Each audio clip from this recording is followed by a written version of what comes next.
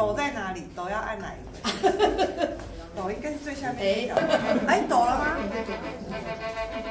这是抖吗？这是拉。这是拉。真的很开心，你们有这么漂亮的场地可以练习哦。那希望小朋友呢，可以越练越好。希望大家呢能够以这个管乐团为荣哈。这么好的环境，跟语言院报告，除了这一间以外，我们还有另外一间，就是他们专门放乐器的柜子，待会对，就分部练习的时候，他们就可以在这个地方。